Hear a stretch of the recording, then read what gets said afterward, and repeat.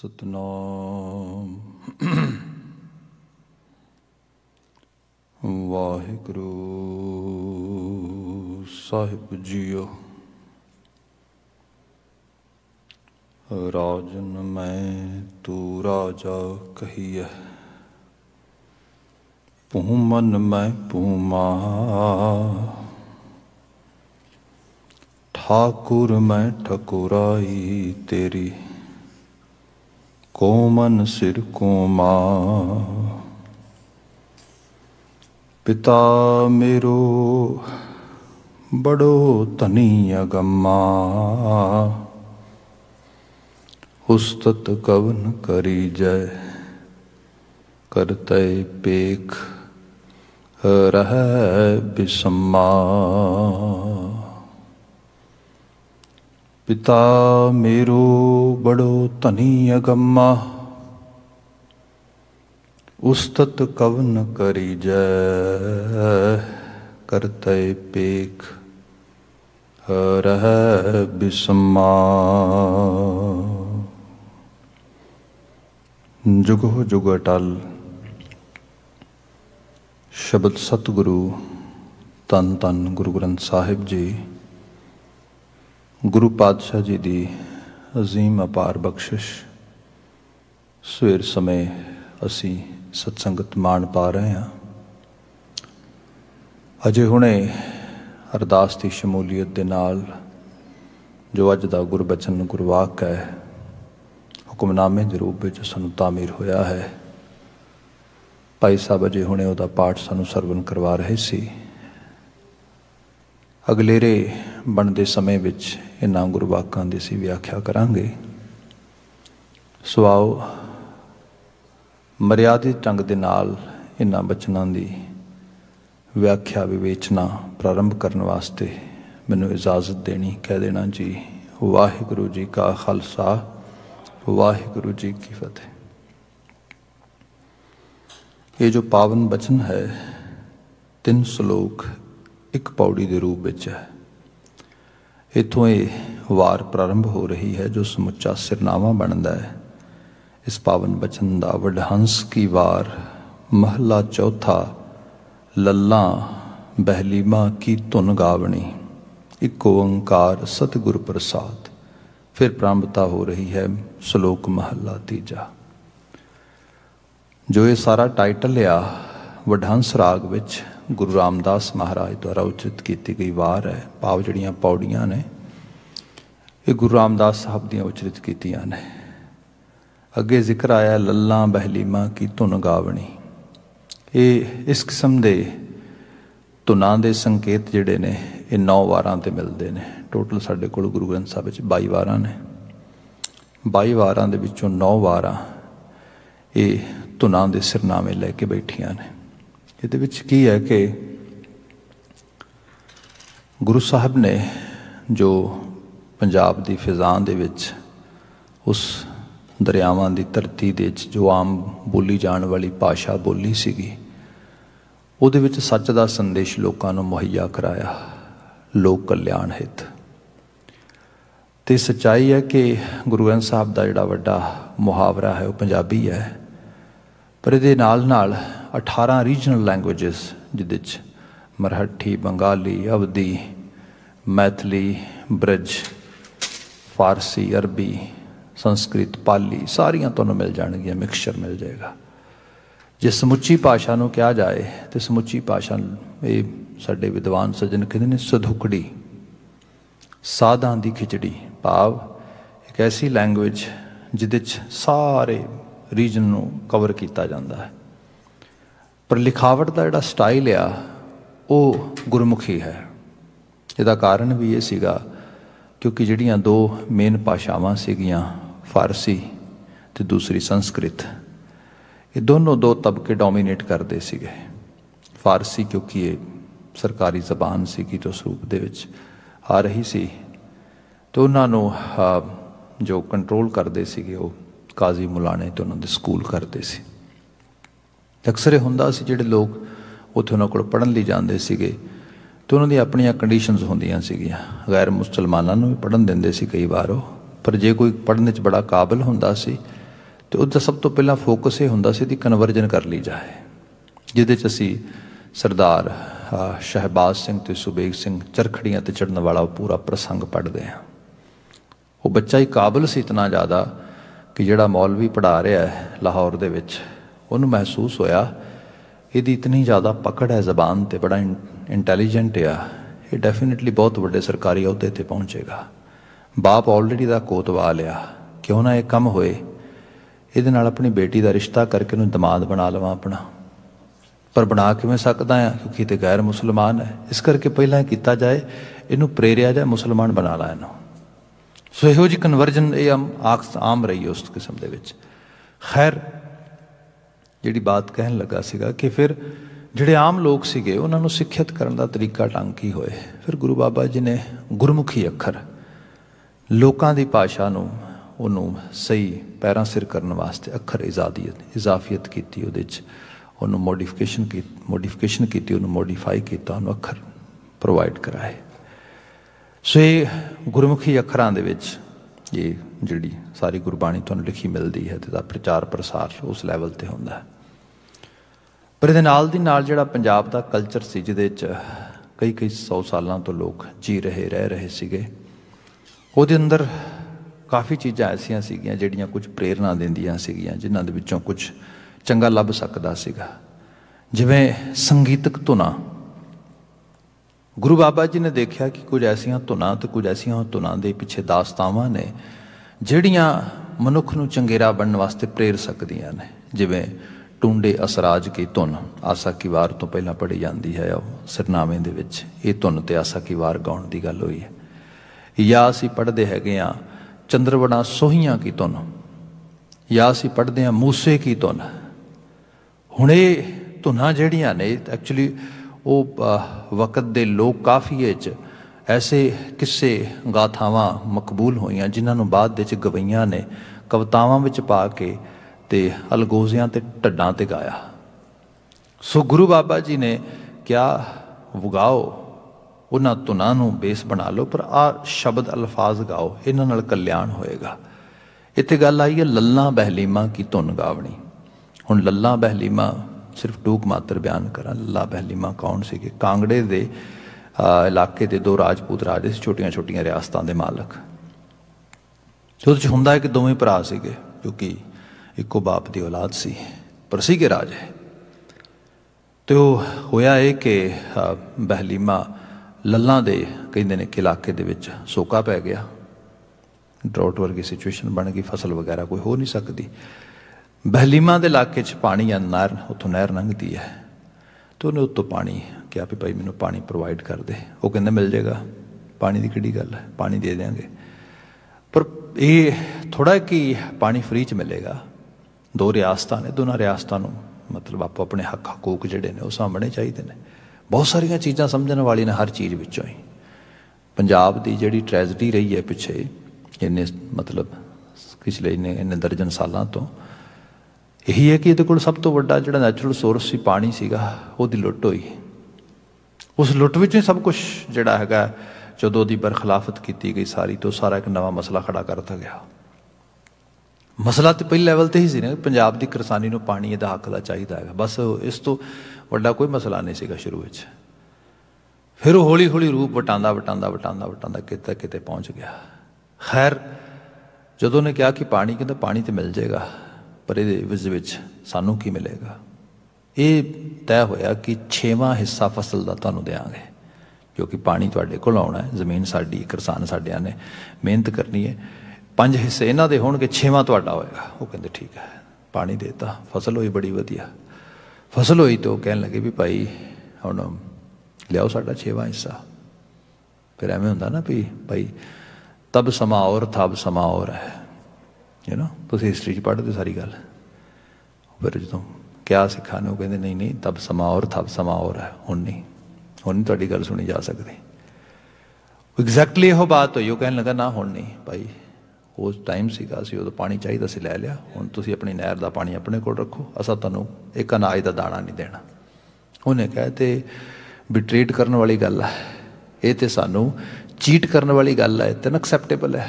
ਉਹ ਫਿਰ ਉਹ ਫੌਜ ਲੈ ਕੇ ਆਇਆ। वो तो फिर लड़ाई होई तो फिर जित गया। जो जित गया तो जितण तो बाद आम करके जेतू लोग की करते हैं, जेतू लोग फिर दूजे नीवा विखाते हैं, उन्होंने होर ज़्यादा जिहड़ा हैगा लुट खसुट करते हैं, मार देंगे ने। वो जेतू होने के बावजूद भी उन्हें कहा भी ना, तेनों सिर्फ लैसन ही टीच करना सीगा, साडा 6वां हिस्सा बनता, 6वां ही सानू दे, असीं 6वां ही लैके जिहड़ा हैगा अपना उस तरीके नाल, ते अगांह वास्ते ये वादा कर साडे नाल कि जिहड़ा प्रॉमिस करेगा, जिस किस्म की ट्रीटी होएगी, जिस किस्म का सौदा समझौता होएगा, उन्होंने फॉलो करेगा। ये धरती ते जियो ते जिउण दिओ, लिव एंड लैट लिव का कॉन्सैप्ट हुंदा है। सारियां दा हक है इत्थे रहण दा, सारियां दे नाल इक्को जिहा पेश आओ। इतने कमाल की कहानी ते इतने कमाल का सारा दस जिहड़ा हैगा एक दास्तान, जिन्हों मुड़ के ढाडियां ने गीतां विच गाया। गुरु बाबा जी ने भी इहदी पेशन गोई कीती इत्थे। महाराज क्योंकि हर चीज़ मैसेज देंदी है, लल्ला बहलीमा की धुन गावनी, जदों आ वडहंस की वार गाओ, आ धुन नूं बेस बनाओ जी। सो इत्थों ये बात शुरू हुई, लल्ला बहलीमा की धुन गावनी। अगे इष्ट दा मंगल है, मूल मंत्र का संक्षिप्त स्वरूप एक ओंकार सतगुर प्रसाद अकाल पुरख वाहिगुरू एक है। ओंकार है अविथ एक रस लगातारता नाल व्याप रहा है। सतगुर प्रसाद जिहदे नाल साडी सांझ सच्चे गुरु के प्रताप बख्शिश नाल हो सकती है। श्लोक महला तीजा गुरु अमरदास साहब का पहला श्लोक शुरू हो रहा है। सब कहते शब्द रते वडहंस हैं, सच नाम उरतार। हंस एक लिटरेचर दे विच यूज़ किया जाने वाला मैटाफोर है। रियलिटी दे विच असी जिन्होंने असी अपने अंग्रेजी जबान दे विच स्वांप कह देने हैगे आ, जिहड़े होंदे ने बगले नालों काफ़ी वड्डे होंदे ने, चिट्टे रंग के जानवर, बड़ा वधिया पानी विच तरदे ने इस तरीके दे नाल। इत्थे कैनेडा विच भी तुहानूं लेक्स वगैरह कई बार दिस जाते हैं, थोड़े बहुते लोग उन्होंने हंस कह देंगे ने। Actually they are very good looking birds no doubt, पर जो हंस का एक्चुअल तसव्वुर आ वो लिटरेचर च इस तरीके नाल है कि हंस मानसरोवर ते रहिंदा है, बहुत सब तो उच्ची लेक हिमालय की, तो उत्थे हीरे मोती चुगदा आ। एक जिन्हों कहा जाए चीज़ मिथी गई इस किस्म के नाल सानू आप सारी दुनिया नूं समझण समझाउण वास्ते। मनुखां दी दुनिया दे विच असी जो मैटाफोर यूज़ करते हैं, किसी नूं असी कां भी कह दिंदे आ, वो फलाना बंदा वो तो बस कां लाई उन्हें, कां ही है असल च। मतलब शक्ल भी माड़ी, अकल भी माड़ी, खुराक भी माड़ी, रहन सहन उस किस्म की बात हुई।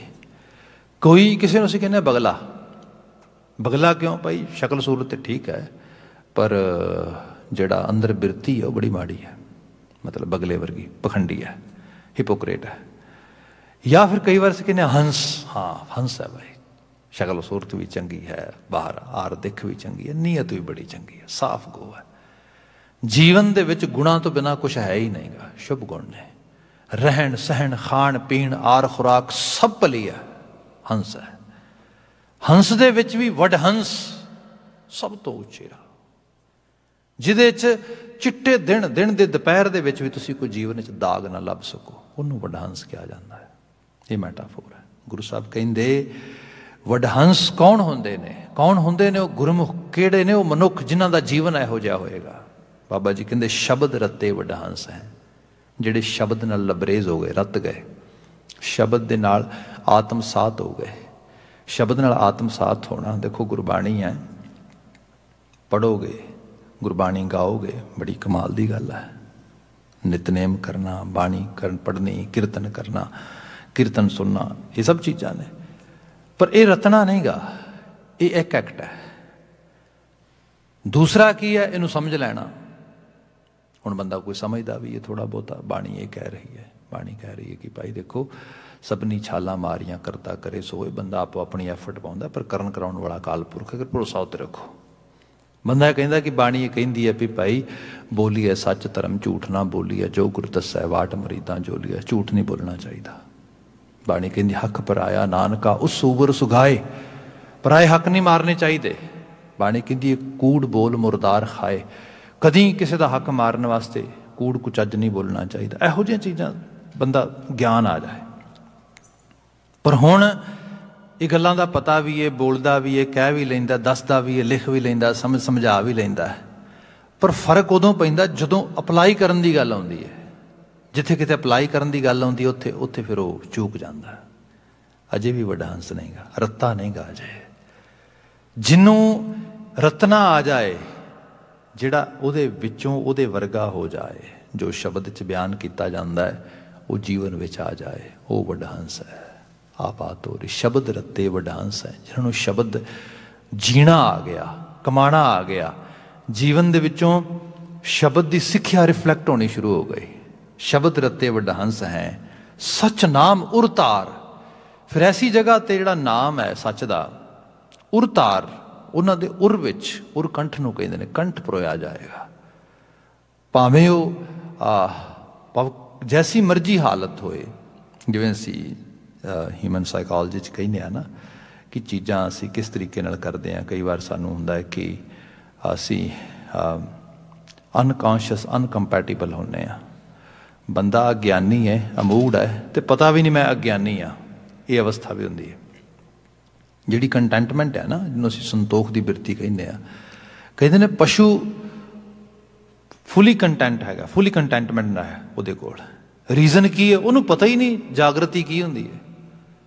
ਕੁਝ ਬੰਦੇ ਜਿਹੜੇ ਨੀਮ ਪਾਗਲ ਵਰਗੇ ਹੁੰਦੇ ਨੇ, ਉਹ ਪੂਰੀ ਤਰ੍ਹਾਂ ਨੂੰ ਨੀਂਦ ਵੀ ਵਧੀਆ ਆਉਂਦੀ ਹੈ, ਭੁੱਖ ਵੀ ਚੰਗੀ ਲੱਗਦੀ ਹੈ, ਆਰ ਖੁਰਾਕ ਬਿਲਕੁਲ ਬੈਸਟ। ਰੀਜ਼ਨ ਕਿਉਂਕਿ ਪਤਾ ਹੀ ਨਹੀਂ, ਸੋਚ ਹੀ ਨਹੀਂ ਅਗਲੇ ਲੈਵਲ ਦੀ। ਅਨਕੌਂਸ਼ੀਅਸ ਅਨਕੰਪੈਟੀਬਲ ਇਹ ਲੈਵਲ ਹੈ। ਪਰ ਇਹ ਪਸ਼ੂ ਲਈ ਤਾਂ ਸੂਟ ਕਰਦਾ, ਬੰਦੇ ਲਈ ਨਹੀਂ ਸੂਟ ਕਰਦਾ। ਬੰਦਾ ਸੰਸਾਰ ਦੇ ਵਿੱਚ ਕੰਪੈਟੀਬਲ ਹੋਣਾ ਚਾਹੀਦਾ ਹੈਗਾ, ਪਰ ਕਿਤੇ ਕਿਤੇ ਹੁੰਦਾ ਅਗਿਆਨੀ ਹੁੰਦੇ ਆ, ਅਮੂੜ ਹੁੰਦੇ ਆ, ਕੰਪੈਟੀਬਲ ਨਹੀਂ ਹੁੰਦੇ, ਸਿਚੁਏਸ਼ਨਸ ਦੇ ਅਕੋਰਡਿੰਗਲੀ ਫੈਸਲੇ ਨਹੀਂ ਕਰ ਪਾਉਂਦੇ, ਡਿਸੀਜਨ ਮੇਕਰ ਨਹੀਂ ਬਣਦੇ, ਜਿਹੋ ਜਿਹੇ ਕਦਮ ਪੁੱਟਣੇ ਚਾਹੀਦੇ ਨਹੀਂ ਪੁੱਟ ਪਾਉਂਦੇ, ਆਪਣੇ ਬਾਰੇ ਦੂਜਿਆਂ ਬਾਰੇ ਵਰਤਾਓ ਵਿਹਾਰ ਦੇ ਵਿੱਚ ਕਿਤੇ ਨਾ ਕਿਤੇ ਚੂਕ ਜਾਂਦੇ ਆ। ਫਿਰ ਦੂਸਰਾ ਲੈਵਲ ਆਉਂਦਾ, ਉਹਦੇ 'ਚ ਆਉਂਦਾ ਵੀ ਹੈ ਤਾਂ ਅਨਕੰਪੈਟੀਬਲ ਬੰਦਾ ਅਜੇ, ਪਰ ਹੁਣ ਕੀ ਹੈ, ਹੁਣ ਕੌਂਸ਼ੀਅਸ ਅਨਕੰਪੈਟੀਬਲ ਹੈ। ਪਤਾ ਲੱਗ ਗਿਆ ਮੈਂ ਅਗਿਆਨੀ ਹਾਂ, ਅਮੂੜ ਹਾਂ। ਇਹ ਹਾਲਤ ਜਿਹੜੀ ਹੈ ਬੜੀ ਤੜਪਾਉਂਦੀ ਹੈ। ਬੰਦਾ ਖੁਦ ਜਦੋਂ ਵੇਖਦਾ ਕਿ ਉਹ ਮੇਰੇ ਕੀਤੇ ਫੈਸਲੇ ਮੈਨੂੰ ਤੰਗ ਕਰ ਰਹੇ ਨੇ, ਮੇਰੀਆਂ ਚੋਇਸਿਸ ਮੈਨੂੰ ਤੰਗ ਕਰ ਰਹੀਆਂ ਨੇ, oh my gosh, I know I am not actually making good decisions, I know my habits are bad. ਇਹ ਸਭ ਚੀਜ਼ਾਂ ਆ ਰਹੀਆਂ।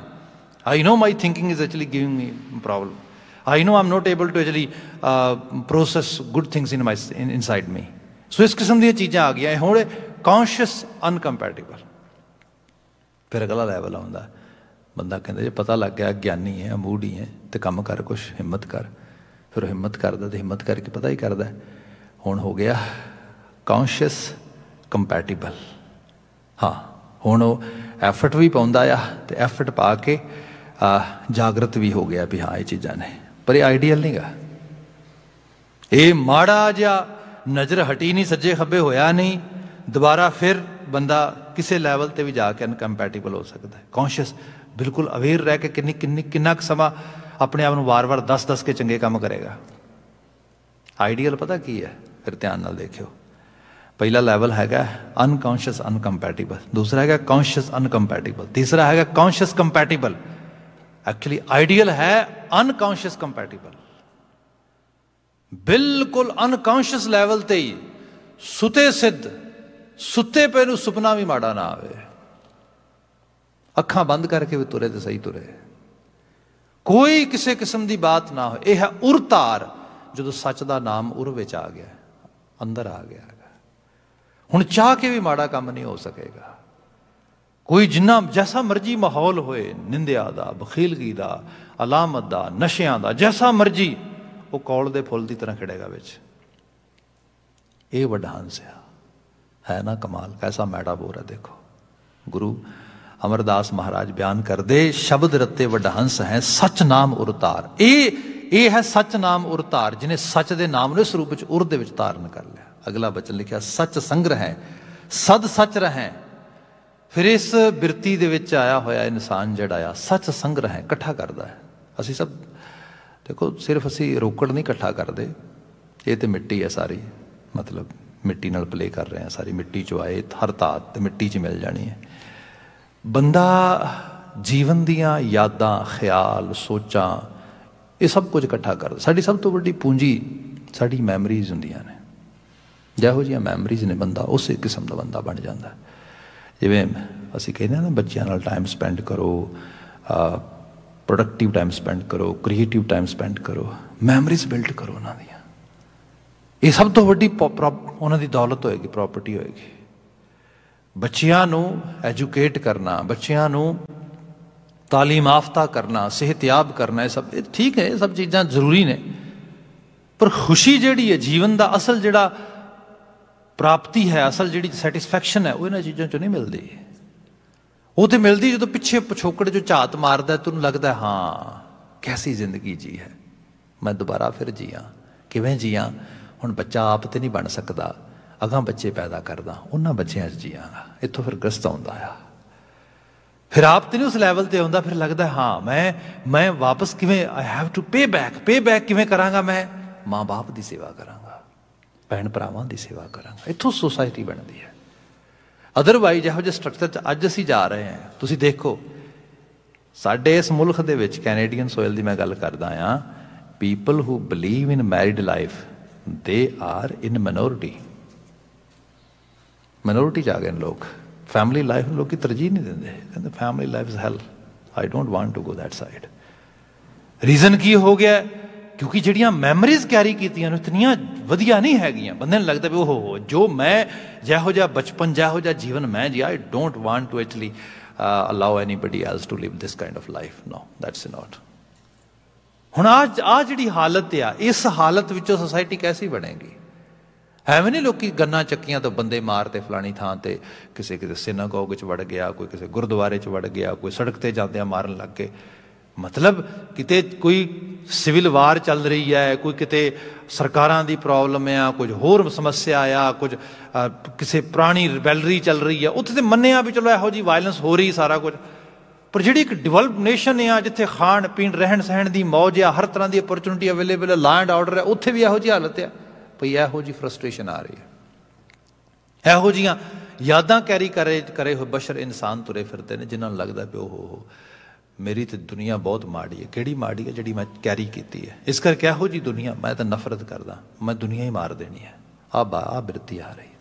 ਗੁਰੂ ਬਾਬਾ ਜੀ ਨੇ ਕਿਹਾ ਸੱਚ ਸੰਗ੍ਰਹਿ, ਜਿਨ੍ਹਾਂ ਦਾ ਸੰਗ੍ਰਹਿ ਜਿਹੜਾ ਉਹਨਾਂ ਨੇ ਸੰਕਲਨ ਕੀਤਾ, ਜਿਹੜੀਆਂ ਉਹਨਾਂ ਦੀਆਂ ਜਿਹੜਾ ਉਹਨਾਂ ਨੇ ਮੈਮਰੀ ਦਾ ਟਰੈਜ਼ਰ ਜਿਹੜਾ ਇਕੱਠਾ ਕੀਤਾ ਇਸ ਰੂਪ ਦੇ ਵਿੱਚ, ਉਹ ਸੱਚ ਨਾਲ ਪਰਣਾਇਆ ਹੋਇਆ, ਉਹ ਰੱਬੀ ਗੁਣਾਂ ਨਾਲ, ਉਹਦੇ ਅਹਿਸਾਸ ਵਿੱਚ ਹੈ। ਜਿਵੇਂ ਇਹ ਬਚਨ ਜਾ ਕੇ ਮੁੱਕਣਾ ਆ, ਵੈਸੇ ਮੇਰੇ ਸ਼ਬਦ ਨੇ, ਮੈਂ ਟਰਾਈ ਕਰਾਂਗਾ ਜਿੰਨੇ ਵੱਧ ਤੋਂ ਵੱਧ ਅਰਥ ਕਰ ਸਕਿਆ। ਵਾਹਿਗੁਰੂ ਤੇ ਜਾ ਕੇ ਮੁੱਕਣਾ ਸ਼ਬਦ ਹੈ।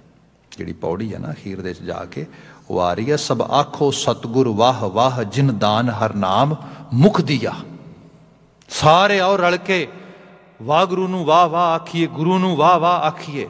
ਤੇ ਸਾਡੇ ਘਰ ਸਿਮਰਨ ਹੈ ਵਾਹਿਗੁਰੂ ਵਾਹਿਗੁਰੂ ਵਾਹਿਗੁਰੂ। ਕੀ ਹੈ? ਜਦੋਂ ਬੰਦਾ ਹਾਈਲੀ ਲੈਵਲ 'ਤੇ ਉਸ ਤਰੀਕੇ ਨਾਲ ਆ ਜਾਏ ਸ਼ੁਕਰਗੁਜ਼ਾਰੀਅਤ ਵਿੱਚ, ਜਦੋਂ ਉਹਦੇ ਕੋਲ ਇਹ ਆਏ ਵੀ ਸ਼ੁਕਰ ਕਰਨ ਲਈ ਵੀ ਮੇਰੇ ਕੋਲ ਤੇ ਹੁਣ ਲਫ਼ਜ਼ ਨਹੀਂ ਹੈਗੇ, ਫਿਰ ਉਹ ਕਹਿੰਦਾ ਵਾਹਿਗੁਰੂ, ਹੇ ਮਾਲਕ ਤੂੰ ਬੇਅੰਤ ਹੈ, ਤੂੰ ਬਿਯੋਂਡ ਐਕਸਪਲੇਨੇਸ਼ਨ ਹੈ, ਕੀ ਕਹਾਂ ਤੇਰੇ ਬਾਰੇ। ਇਹ ਹੈ ਜਦੋਂ ਉਸ ਲੈਵਲ 'ਤੇ, ਕਿਉਂਕਿ ਇਹ ਚੀਜ਼ ਇਸ ਕਿਸਮ ਦਾ ਖਜ਼ਾਨਾ ਬੰਦੇ ਦੇ ਅੰਦਰ ਆ ਗਿਆ, ਬੰਦਾ ਸਾਰੇ ਖਜ਼ਾਨੇ ਨੂੰ ਰੀਵਿਜ਼ਿਟ ਕਰਦਾ, ਆਪਣੀਆਂ ਮੈਮਰੀਜ਼, ਆਪਣੀਆਂ ਸੋਚਾਂ, ਆਪਣੇ ਖਿਆਲ, ਆਪਣੇ ਵਿਹਾਰ ਸਾਰਿਆਂ ਨੂੰ ਵੇਖਦਾ, ਕਹਿੰਦਾ ਦਾਤਾ ਧੰਨਵਾਦ ਤੇਰਾ, ਧੰਨ ਭਾਗ ਮੇਰੇ ਜੋ ਮੈਂ ਇਹੋ ਜਿਹਾ ਜੀਵਨ ਜੀ ਸਕਿਆ, ਇਹੋ ਜਿਹਾ ਜੀਵਨ ਮਾਣ ਸਕਿਆ। ਇਹ ਵਡਹੰਸ ਬਿਰਤੀ ਹੈ। ਜਿਹੜਾ ਆਪਣੇ ਜੀਏ ਹੋਏ ਜੀਵਨ 'ਤੇ ਮਾਣ ਮਹਿਸੂਸ ਕਰੇ, ਵਡਹੰਸ ਤੇ ਉਹੀ ਹੋਏਗਾ ਨਾ। ਜਿਹੜਾ ਦੱਸ ਸਕੇ ਮੈਂ ਕੀ ਕਮਾਇਆ, ਕੀ ਖੱਟਿਆ, ਇਹ ਮਨੁੱਖਾ ਜ਼ਿੰਦਗੀ ਕੈਸੀ ਹੈ, ਕਿਸ ਕਿਸਮ ਦੇ ਨਾਲ, ਕਿਹੜੇ ਗੁਣਾਂ ਨਾਲ ਪ੍ਰਣਾਈ ਹੋਈ ਹੈ। ਗੁਰੂ ਬਾਬਾ ਜੀ ਕਹਿੰਦੇ ਸੱਚ ਸੰਗ ਰਹਿ, ਸਦ ਸੱਚ ਰਹਿ, ਤੇ ਹਮੇਸ਼ਾ ਰਹਿੰਦੇ ਫਿਰ ਉਹਦੇ ਨਾਲ, ਉਹ ਤੋਂ ਦੂਰ ਨਹੀਂ ਜਾਣਾ ਚਾਹੁੰਦੇ। ਮੈਂ ਮੈਂਟਲ ਹੈਲਥ 'ਚ ਕੰਮ ਕਰਦਾ, ਡਿਪਰੈਸ਼ਨ, ਐਂਗਜ਼ਾਇਟੀ, ਸਟ੍ਰੈਸ, ਹੋਰ ਬਹੁਤ ਸਾਰੇ ਡਿਸਆਰਡਰਸ ਕੀ ਨੇ।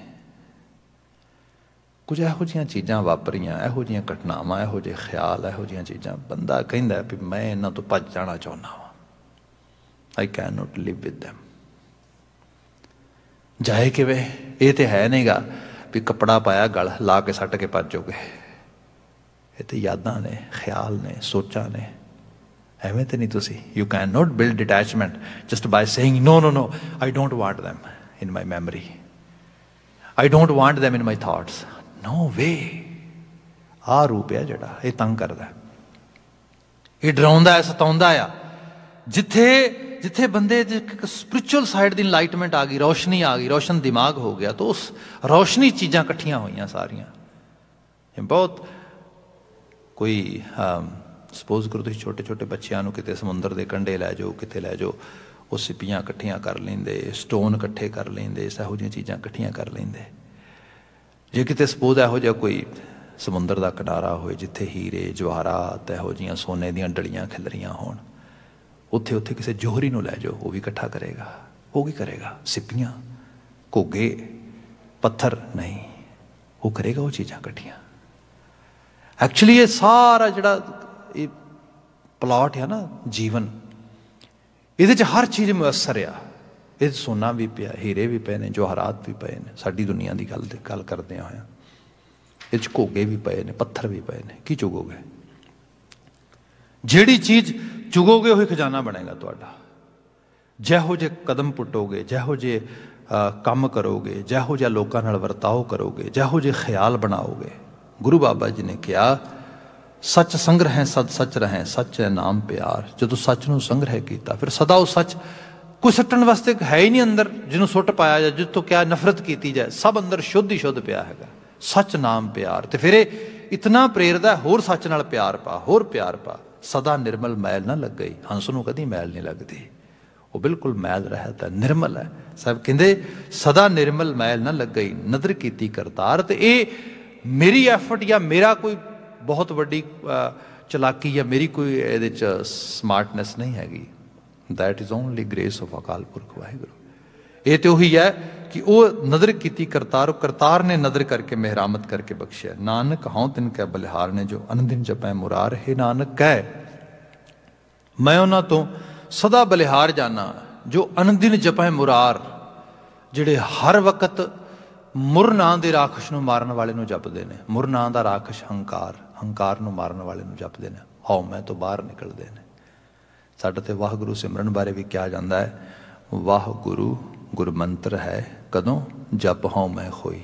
जदों तुसीं हंकार नूं मारदे हो, जदों बंदा उन्होंने वड्याउंदा है जो सलाहण योग है, जो वड्याउण योग है, जिहदे बारे एहसास आउंदा है करन कराउण वाला ते आपे आप है, मैं तो कुछ भी नहीं उहदे मुकाबले। सो साहब ने उहदी बात की, नानक हौं तिन कै बलिहार ने जो अनदिन जपै मुरार। महला तीजा मैं जानिया वड्डा हंस है तां मैं किया संग। ये भी सच्चाई है कि बंदे नूं भुलेखे लग जाते हैं, आप भी भुलेखा पै जाता है अपने आप नूं ही। आप देखोगे कई बारी जिहड़ा साडा इंटलैक्ट आ, बौद्धिकता आ, ये बड़ा कई बारी मारदी सन बंदे नूं, आप नूं भुलेखा पै जाता है कि मैं बड़ी तोप हाँ, मैं बड़ी बला हाँ। तो बड़ी अलामत वाली जगह हालत आ।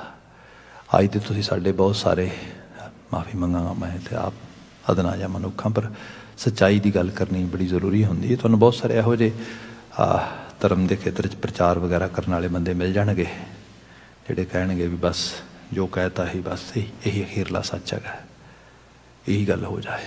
मतलब पता लगता है कि बंदे का दिमाग जो खराब होंदा है कोई पता नहीं, उन्होंने खुद नूं नहीं पता लगता है। ये बौद्धिकता है। दाने लोगों के बचन ने, भाई गुरदास जी का जिक्र है, वो कहते हैं कि दुध ते बुद्ध, दुध फटना होए ना, दुध के फटन वास्ते एटलीस्ट कांजी तो चाहिए है ना, उस कांजी पाओगे तो फटेगा। बुद्धि दे फटन लग्या, बुद्ध दे मरन लग्या तो कांजी भी नहीं चाहिए, अपने आप ही फट जाता है। ये तो अपने आप ही जी हालत ये बनती कि पता ही नहीं लगता। सो साहब ने कहा मैं जानिया वडहंस है तां मैं किया संग। कई बारी भुलेखा पै जांदा वडहंस है बड़ी वड्डी बला आ, तो उहदी बला का ही संग करना चाहुंदे कि ये शायद सानू किते लै जाएगा। असल च हुंदा की है, साहब कहंदे जे जाना बग बपूड़ा, जे पता हुंदा ते ये बेचारा बगला आ। पखंड, हिपोक्रेसी धर्म के खेत्र दे विच जिहड़े लोग एथीइस्ट ने या जिहड़े लोग नॉन बिलीवर्स ने, उन्होंने कोई नुकसान नहीं किया, नो, बल्कि वो तो एक डिफरेंट थॉट लोगों के सामने रखते हैं। तो तुसी उन्होंने गुरु नानक साहब का जीवन यापन पढ़ो। महाराज हर तरह के बंदे नूं जिहड़ा हैगा उन्होंने ज्ञान देंदे ने, समझ देंदे ने, उन्होंने बल्कि समझाउंदे ने कि भाई आ नहीं आ रहा है, उन्होंने तो समझाया जा सकता है। पर जिहड़ा बंदा हिपोक्रेट हो गया, ਵਿਖਾਉਂਦਾ ਧਰਮ ਹੈ, ਧਰਮੀ ਹੈ ਨਹੀਂਗਾ, ਨਾ ਧਰਮ ਵਿੱਚ ਵਿਸ਼ਵਾਸ ਹੈ ਉਹਦਾ, ਉਹ ਬਹੁਤ ਖਤਰਨਾਕ ਹਾਲਤ ਹੈ। ਬਾਬਾ ਜੀ ਨੇ ਕਿਹਾ ਜੇ ਜਾਣਾ ਬਗ ਬਪੂੜਾ ਤਾਂ ਜਨਮ ਨਾ ਦੇਂਦੀ ਅੰਗ। ਜੇ ਪਤਾ ਹੁੰਦਾ ਕਿ ਇਹ ਤੇ ਬਗਲਾ ਆ, ਫਿਰ ਤੇ ਪੂਰਾ ਜੀਵਨ ਵੀ ਲੱਗ ਜਾਂਦਾ ਭਾਵੇਂ, ਉਸ ਵੱਲ ਮੂੰਹ ਨਾ ਕਰਦਾ। ਉਹਨੂੰ ਸਾਂਝ ਪਾਉਣ ਦੀ ਗੱਲ ਹੀ ਨਹੀਂ ਸੀ ਇਸ ਰੂਪ ਦੇ 'ਚ। ਅਗਲਾ ਜਿਹੜਾ ਬਚਨ ਹੈ ਮਹੱਲਾ ਤੀਜਾ, ਹੰਸਾਂ ਵੇਖ ਤਰੰਦਿਆਂ ਬੱਗਾਂ ਪਿਆਇਆ ਚਾਓ। ਜਿਵੇਂ ਗੁਰੂ ਸਾਹਿਬ ਜ਼ਿਕਰ ਕਰਦੇ ਕਿ ਜਿਵੇਂ ਕੀੜੇ ਨੇ ਅਤੇ ਉਹਨਾਂ ਨੂੰ ਪੰਖੀਆਂ ਨੂੰ ਉੱਡਦਿਆਂ ਨੂੰ ਵੇਖ ਕੇ ਉਹਨਾਂ ਨੂੰ ਕਈ ਵਾਰੀ ਹੁੰਦਾ ਵੀ ਅਸੀਂ ਵੀ ਅਸਮਾਨ 'ਤੇ ਉੱਡੀਏ, ਪਰ ਹਕੀਕਤ ਇਹ ਹੈ ਅਸਮਾਨ 'ਤੇ ਉੱਡਣ ਵਾਸਤੇ ਉਹ ਪਰ ਚਾਹੀਦੇ ਨੇ, ਉਹ ਚੀਜ਼ਾਂ ਚਾਹੀਦੀਆਂ ਨੇ ਜਿਹੜੀਆਂ ਤੁਹਾਨੂੰ ਵਾਕਿਆ 'ਚ ਉਸ ਐਬਿਲਿਟੀ ਨਾਲ ਉੱਤੇ ਲਿਜਾ ਸਕਣ। ਉਸ ਰੂਪ ਦੇ ਅੰਦਰ ਸਪਿਰਿਚੁਅਲਿਟੀ, ਰੂਹਾਨੀਅਤ ਦੀ ਗੱਲ ਕਰੀਏ, ਅਸੀਂ ਬੰਦਾ ਆਲੇ ਦੁਆਲੇ ਵੇਖਦਾ ਹੈ। ਜਿਵੇਂ ਅਸੀਂ ਸਾਡੇ ਘਰ ਦੇ ਵਿੱਚ ਗੁਰੂ ਸਾਹਿਬ ਭਗਤ ਸਾਹਿਬਾਨ ਨੇ, ਗੁਰਮੁਖਾਂ ਦਾ ਇੱਕ ਪੂਰਾ ਸਾਡੇ ਕੋਲ ਇੱਕ ਤਵਾਰੀਖ ਹੈ, ਹਿਸਟਰੀ ਹੈ ਪੂਰੀ ਦੀ ਪੂਰੀ। ਜਦੋਂ ਅੱਜ ਦੇ ਮਾਹੌਲ 'ਚ ਅਸੀਂ ਦੇਖੀਏ, ਪਿਛਲੇ ਕੁਝ ਸਮੇਂ 'ਚ ਤੁਸੀਂ ਦੇਖੋ, ਵੈਸੇ ਤਾਂ ਸਮੇਂ ਨਾਲ ਹੀ ਚੱਲਦੀਆਂ ਰਹੀਆਂ ਚੀਜ਼ਾਂ। ਗੁਰੂ ਮਹਾਰਾਜ ਦੇ ਆਪਣੇ ਘਰਾਂ ਵਿੱਚ ਤੁਸੀਂ ਦੇਖੋਗੇ, ਗੁਰੂ ਨਾਨਕ ਸਾਹਿਬ, ਭਾਈ ਗੁਰਦਾਸ ਜੀ ਕਹਿੰਦੇ ਨੇ ਜਾਹਰ ਪੀਰ ਜਗਤ ਗੁਰੂ ਬਾਬਾ। ਬਾਬਾ ਜੀ ਨੂੰ ਜਗਤ ਗੁਰੂ ਕਿਹਾ ਗਿਆ, ਜਗਤ ਗੁਰੂ ਬਾਬਾ ਆ। ਭਾਰਤੀ ਖਿੱਤੇ ਦੇ ਦਾਨਿਸ਼ਮੰਦਾਂ ਨੇ ਗੱਲ ਕੀਤੀ, ਸਾਡੇ ਇੱਥੇ ਬੜੇ ਅਵਤਾਰ ਹੋਏ ਨੇ, ਅਤੇ ਅਵਤਾਰਾਂ ਦੀਆਂ ਕੈਟੇਗਰੀਜ਼, ਕਲਾਸਿਸ ਉਹਨਾਂ ਨੇ ਬਣਾਈਆਂ ਨੇ ਕਲਾ ਦੇ ਰੂਪ ਵਿੱਚ। ਕਲਾ ਦਾ ਮਤਲਬ ਵੀ ਕਲਾਸ ਹੁੰਦਾ ਹੈਗਾ। ਅਤੇ ਉਹ ਕਹਿੰਦੇ ਵੀ ਕਿਹੜੀ ਕਿੰਨੀ ਕਲਾਸਿਸ, ਕਿੰਨੇ ਕਲਾ ਦਾ ਹੈ। ਉਹ ਕਹਿੰਦੇ ਜੀ ਇਹ 14 ਕਲਾ ਦਾ ਆ, ਇਹ 16 ਕਲਾ ਦਾ ਆ, ਇਹ 14 ਕਲਾ ਸੰਪੂਰਨ ਹੈ, ਇਹ 16 ਕਲਾ ਸੰਪੂਰਨ ਆ। ਜਦੋਂ ਬਾਬਾ ਨਾਨਕ ਜੀ ਦੀ ਬਾਤ ਆਈ ਤਾਂ ਉਹਨਾਂ ਕਿਹਾ ਜੀ ਬਾਬਾ ਨਾਨਕ ਜੀ ਬਾਰੇ ਕੀ ਕਹੋਗੇ? ਉਹ ਕਹਿੰਦੇ ਜੀ ਸਰਬ ਕਲਾ ਸੰਪੂਰਨ ਹੈ। There is no any classification for Guru Nanak Sahib. ਕਿਵੇਂ ਕਲਾਸੀਫਾਈ ਕਰੋਗੇ? ਹਰ ਰੂਪ, ਹਰ ਲੈਵਲ ਦੇ ਵਿੱਚ ਜਿਹੜਾ ਹੈਗਾ ਬੰਦਾ ਸੋਚ ਵੀ ਨਹੀਂ ਸਕਦਾ, ਬਿਯੋਂਡ ਇਮੈਜੀਨੇਸ਼ਨ, ਬਿਯੋਂਡ ਐਕਸਪਲੇਨੇਸ਼ਨ, ਹਰ ਚੀਜ਼। ਮਤਲਬ ਇਤਨਾ ਵੱਡਾ ਸੱਚ ਕਿ ਕਈ ਵਾਰੀ ਬੰਦਾ ਕਹਿੰਦਾ it's too good to believe. ਇੰਨਾ ਜ਼ਿਆਦਾ ਅੱਛਾ, ਇੰਨਾ ਜ਼ਿਆਦਾ ਚੰਗਾ, ਇਸ ਲੈਵਲ 'ਤੇ ਵੀ ਹੋਣਾ ਬੜਾ ਔਖਾ ਆ। ਗੁਰੂ ਨਾਨਕ ਸਾਹਿਬ ਐਸੀ ਹਸਤੀ। ਅਤੇ ਜਦੋਂ ਬਿਲਕੁਲ ਡਿਸਿਪਲਿਨ ਨੂੰ ਪ੍ਰਣਾ ਕੇ ਤੁਰੇ, ਅਸੀਂ ਸ਼ਬਦ ਇਹ ਪੜ੍ਹਦੇ ਹਾਂ, ਹੋ ਰਿਓ ਗੰਗ ਬਹਾਈ ਹੈ ਦੁਨਿਆਈ ਆਖੈ ਕਿ ਕਿਉਂ, ਉਲਟੀ ਗੰਗਾ ਵਹਾਤੀ। ਜਿਹੜੇ ਕੰਮ ਨਹੀਂ ਸਨ ਹੋ ਸਕਦੇ ਉਹ ਵੀ ਹੋਏ। ਲੋਕੀ ਜੋ ਮਰਜ਼ੀ ਹੋ ਜਾਏ, ਔਲਾਦ ਚੰਗੀ ਹੈ ਮਾੜੀ ਹੈ, ਅਖੀਰ ਬੰਦਾ ਕਹਿੰਦਾ ਸਭ ਕਾਰ ਕਮਾ ਕੇ ਨਾ ਔਲਾਦ ਨੂੰ ਦੇਣਾ ਆਪਣੀ ਨੂੰ। ਬਾਬਾ ਨਾਨਕ ਜੀ ਐਸੀ ਹਸਤੀ ਜਿਨ੍ਹਾਂ ਕਿਹਾ ਨਾ, ਗੁਣਾਂ ਦੇ ਨਾਲ ਹੀ ਬੰਦੇ ਨੂੰ ਜਿਉਣਾ ਚਾਹੀਦਾ ਹੈ। ਜਿੱਥੇ ਕੋਈ ਡਿਜ਼ਰਵ ਨਹੀਂ ਕਰਦਾ, ਜਿੱਥੇ ਕੋਈ ਜਿਹਦੇ ਕੋਲ ਗੁਣ ਵਡਿਆਈ ਨਹੀਂ, ਖੂਬੀ ਨਹੀਂ, ਉਹਨੂੰ ਨਹੀਂ ਦੇਣਾ ਚਾਹੀਦਾ, ਕਿਉਂਕਿ ਇਹ ਇਸ ਤਰੀਕੇ ਨਾਲ ਸਮਾਜ ਜਿਹੜਾ ਆ ਗਰਕ ਜਾਏਗਾ। ਮੋਹ ਮਾਇਆ ਮਾਰੇਗੀ ਬੰਦੇ ਨੂੰ। ਹੋਇਆ ਕਿ ਗੱਦੀ ਨਾਸੀਨ ਬਣਾ ਦਿੱਤਾ ਗੁਰੂ ਅੰਗਦ ਸਾਹਿਬ ਨੂੰ। ਤੇ ਪੁੱਤਰ ਬਾਬਾ ਸ਼੍ਰੀ ਚੰਦ, ਉਹਨੇ ਕਿਹਾ ਗੱਲ ਕਿਹੜੀ ਹੈ? ਆਪਾਂ ਇਹ ਕਿਹੜਾ ਵੱਡੀ ਗੱਲ ਹੈ ਕੋਈ? ਆਪਾਂ ਦੇਖਿਆ ਡੈਡੀ ਪਿਤਾ ਜੀ ਕੀ ਕਰਦੇ ਸੀਗੇ, ਫਾਦਰ ਸਾਹਿਬ ਦੇਖਿਆ ਹੀ ਸਾਰਾ ਕੁਛ। ਕੀ ਕਰਦੇ ਸੀ ਜੀ? ਉਹ ਇੱਥੇ ਆਉਂਦੇ ਸੀ, ਲੋਕਾਂ ਨੂੰ ਸੱਚ ਦਾ ਸੰਦੇਸ਼ ਦਿੰਦੇ ਸੀ, ਧਰਮ ਸਮਝਾਉਂਦੇ ਸੀ। ਉਹ ਸਾਰਾ ਕੁਝ ਆਪਾਂ ਕਰੀ ਜਾਵਾਂਗੇ ਅਤੇ ਆਪਾਂ ਗੁਰੂ ਬਣ ਜਾਵਾਂਗੇ। ਸ਼੍ਰੀ ਚੰਦ ਨੇ ਪੂਰੀ ਐਫਰਟ ਲਾਈ। ਤਵਾਰੀ ਗਵਾਹ ਆ। ਸੰਗਤ ਲੱਭ ਕੇ ਗੁਰੂ ਨਾਨਕ ਜੋਤ ਨੂੰ ਫੇਰ ਵਸਾਇਆ, ਫੇਰ ਉਹ ਆਣ ਸਤਿਗੁਰੂ ਖਾਡੂਰ ਚਲੀ ਗਈ। ਹਾਲਾਂਕਿ ਕਰਤਾਰਪੁਰ ਗੁਰੂ ਨਾਨਕ ਸਾਹਿਬ ਨੇ ਹੱਥਾਂ ਨਾਲ ਵਸਾਇਆ, ਸਭ ਕੁਝ ਉੱਥੇ ਹੋਇਆ। ਉੱਥੇ ਸ਼੍ਰੀ ਚੰਦ ਜੀ ਬੈਠੇ ਰਹੇ ਨਾ। ਭਾਈ ਇਹ ਕਦੀ ਨਹੀਂ ਹੋ ਸਕਦਾ ਕਿ ਸੂਰਜ ਦੀ ਰੋਸ਼ਨੀ ਨੂੰ ਕੋਈ ਦੀਵਾ ਰਿਪਲੇਸ ਕਰ ਦੇਵੇ। ਜਿਹਨੂੰ ਸਾਹਿਬ ਨੇ ਕਿਹਾ ਨਾ, ਹੰਸਾਂ ਦੇਖ ਤਰੰਦਿਆਂ, ਜਦੋਂ ਹੰਸਾਂ ਨੂੰ ਤਰਦਿਆਂ ਨੂੰ ਵੇਖਿਆ, ਬੱਗਾਂ ਪਿਆਇਆ ਚਾਓ, ਬਗਲੇ ਨੂੰ ਚਾਅ ਆ ਗਿਆ ਵੀ ਲੈ ਇਹ 'ਚ ਕਿਹੜੀ ਗੱਲ, ਇੱਕੋ ਜਿਹੇ ਦਿਸਦੇ ਆ, ਮੈਂ ਥੋੜ੍ਹਾ ਜਿਹਾ ਛੋਟਾ, ਥੋੜ੍ਹਾ ਜਿਹਾ ਵੱਡਾ, ਬਸ ਉਹੋ ਜਿਹੇ ਨਾਟਕ ਛੇਟਕ ਕਰਨਾ ਮੈਂ ਕਰ ਲਵਾਂਗਾ। ਅਤੇ ਇਕੱਲਾ ਉਦੋਂ ਨਹੀਂ ਹੋਇਆ, ਅੱਜ ਤੱਕ ਵੀ ਤੁਸੀਂ ਦੇਖੋ, ਪਿਛਲੇ ਕੁਝ ਸਮੇਂ ਤੁਸੀਂ ਦੇਖਿਆ ਹੋਏਗਾ, ਤੁਹਾਨੂੰ ਗੁਰੂ ਗੋਬਿੰਦ ਸਿੰਘ ਸਾਹਿਬ ਵਰਗੀ ਪੁਸ਼ਾਕ ਪਾ ਲਈ ਅਤੇ ਸਾਰਾ ਕੁਛ। ਉਹ ਤੂੰ ਤੇ ਉਸ ਹਸਤੀ ਦੇ, ਮੈਂ ਇੱਕ ਛੋਟਾ ਜਿਹਾ ਰੰਗ ਬਿਆਨ ਕਰ ਦਿੰਦਾ, ਕਈ ਵਾਰ ਬਾਤ ਆਉਂਦੀ ਹੈ ਮੂੰਹ ਵਿੱਚ।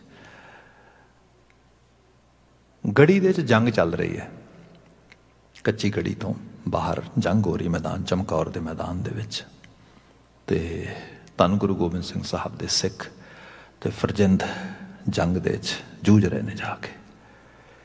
ਮੁਸਲਮਾਨ ਲਿਖਾਰੀ ਹੈ ਜਿਹੜਾ ਕਵਿਤਾ ਲਿਖ ਰਿਹਾ, ਉਹਦੇ ਉੱਤੇ ਨਾਂ ਹੈ ਹਕੀਮ ਅੱਲਾ ਯਾਰ ਖਾਂ ਜੋਗੀ। ਜਿਹੜੀ ਨਜ਼ਮ ਲਿਖ ਰਿਹਾ ਉਹਦਾ ਨਾਂ ਹੈ ਗੰਜੇ ਸ਼ਹੀਦਾਂ। ਜਦੋਂ ਇਹ ਮੰਜ਼ਰ ਪੇਸ਼ ਕਰਦਾ ਹੈ ਕਿ ਪਿਤਾ ਆਪਣੇ ਬੇਟੇ ਨੂੰ ਤਿਆਰ ਕਰਕੇ ਮੈਦਾਨ 'ਚ ਭੇਜਦਾ, ਬਹੁਤ ਮਾਰਮਿਕ ਹੈ, ਬੜਾ ਕਮਾਲ ਦਾ, ਕਿਉਂਕਿ ਤਵਾਰੀਖ 'ਚ ਚੀਜ਼ ਕਿਤੇ ਨਹੀਂ ਮਿਲਦੀ ਇਸੇ ਸਰੂਪ ਦੇ ਵਿੱਚ। ਸਾਹਿਬਜ਼ਾਦਾ ਅਜੀਤ ਸਿੰਘ ਮੈਦਾਨ 'ਚ ਜਾ ਕੇ ਜਦੋਂ ਉਤਰਦੇ ਨੇ ਤਾਂ ਫਿਰ ਉਹ ਮੈਦਾਨ ਦਾ ਰੰਗ, ਮੈਦਾਨ ਦਾ ਜਿਹੜਾ ਉਹ ਦ੍ਰਿਸ਼ ਖਿੱਚਦਾ ਹੈ। ਉਹ ਕਹਿੰਦਾ ਵੀ ਸਾਹਿਬਜ਼ਾਦਾ ਇਹ ਥੋੜ੍ਹਾ ਵੀ ਕੋਈ ਜੰਗ ਹੋ ਰਹੀ ਹੈ, ਕਹਿੰਦਾ ਉੱਥੇ ਤਾਂ ਕਮਾਲ ਹੈ, ਜਦੋਂ ਸਾਹਿਬਜ਼ਾਦੇ ਦੀ ਸ਼ਮਸ਼ੀਰ ਚੱਲਦੀ ਹੈ, ਜਦੋਂ ਉਹਦੀ ਕਿਰਪਾਨ ਚੱਲਦੀ ਹੈ, ਉਹ ਕਹਿੰਦਾ ਦੁਸ਼ਮਣ ਤਰਾ ਤਰਾ ਕਰਦਾ ਹੈ। ਉਹਨਾਂ ਦੇ ਜਿਹੜੇ ਬਚਨ ਨੇ ਦੁਸ਼ਮਣ, ਜਿਹੜੇ ਉਹਨਾਂ ਦੇ ਅਲਫਾਜ਼ ਨੇ ਦੁਸ਼ਮਣਾਂ ਦੇ, ਆਪਣੀ ਕਵਿਤਾ 'ਚ ਪਾਉਂਦਾ। ਉਹ ਕਹਿੰਦੇ ਉਹ ਇੱਕ ਦੂਜੇ ਨਾਲ ਗੱਲਾਂ ਕਰਦੇ ਹੋਏ, ਲੜਦੇ ਹੋਏ ਮੈਦਾਨ 'ਚ ਕਹਿ ਰਹੇ ਨੇ, ਕਹਤੇ ਥੇ ਅਦੂ ਬਰਕ ਹੈ ਤਲਵਾਰ ਨਹੀਂ ਹੈ, ਇਸ ਕਾਟ ਕਾ ਦੇਖਾ ਕਭੀ ਹਥਿਆਰ ਨਹੀਂ ਹੈ। ਉਹ ਕਹਿੰਦੇ ਕੋਈ ਤਲਵਾਰ ਥੋੜ੍ਹਾ ਆ, ਤਲਵਾਰਾਂ ਤੇ ਬੜੀਆਂ ਚੱਲਦੀਆਂ ਵੇਖੀਆਂ, ਇਹ ਤੇ ਅਦੂ ਬਰਕ ਹੈ। ਅਦੂ ਕਹਿੰਦੇ ਨੇ ਦੁਸ਼ਮਣ ਨੂੰ, ਬਰਕ ਕਹਿੰਦੇ ਨੇ ਅਸਮਾਨ ਦੀ ਬਿਜਲੀ ਨੂੰ। ਇਹ ਤੇ ਕੋਈ ਅਸਮਾਨੀ ਬਿਜਲੀ ਇਸ ਨੌਜਵਾਨ ਦੇ ਹੱਥ ਲੱਗੀ ਹੈ, ਇਹ ਜਿੱਧਰ ਫੇਰਦਾ ਆ ਦੁਸ਼ਮਣਾਂ ਦੇ ਆਹੂ ਲਾਈ ਤੁਰਿਆ ਲਗਾ ਜਾਂਦਾ ਹੈ। ਇਹ ਕੋਈ ਕਿਰਪਾਨ ਨਹੀਂ ਹੈ, ਕੋਈ ਤਲਵਾਰ ਨਹੀਂ ਹੈ। ਕਹਿੰਦੇ ਕਹਤੇ ਥੇ ਅਦੂ ਬਰਕ ਹੈ ਤਲਵਾਰ ਨਹੀਂ ਹੈ, ਇਸ ਕਾਟ ਕਾ ਦੇਖਾ ਕਭੀ ਹਥਿਆਰ ਨਹੀਂ ਹੈ, ਨौ बश्क जमा ये कोई जिनहार नहीं है, सतगुरु के फरजिंद कोई वफादार नहीं है। वो कहता कोई होर नहीं, आप दुश्मन आपस गल्लां करते कहते कोई होर नहीं, या तो गुरु आप आ गया मैदान च, गुरु गोबिंद सिंह साहब आप आ गए, नहीं तो उन्होंने कोई फरजिंद, कोई उन्होंने मुंडा, उन्होंने पुत आया, साहबजादा आया, कोई सिख नहीं लगता, ये कोई आम सिख नहीं लगता। या गुरु गोबिंद सिंह आप आ गया, या उन्होंने कोई फरजिंद, कोई पुत्र उन्होंने आ गया इस रूप के। वो कहते जो दुश्मन ने आ गल कही ना, तो अजीत साहबजादा अजीत सिंह ने बात सुनी। देखो कि मुसलमान कविता के रूप में चीज़ां सानू दसदा है, ओए सिखो तुहाडे गुरु का रुतबा की है। वो कहता है नौ बश्क जमा ये कोई जिनहार नहीं है, सतगुरु के फरजिंद को वफादार नहीं है, ललकारे अजीत मुखातिब हुए सबसे बोले अदू से ना निकल हद अदब से। अदू दुश्मन कहते, दुश्मन नूं ललकार के अजीत सिंह जी कहते दुश्मन मैदान च लड़न वास्ते आया, हथियारां नाल लड़, जबान तराशी ना कर, तू जबान तराशी कर रहे हैं।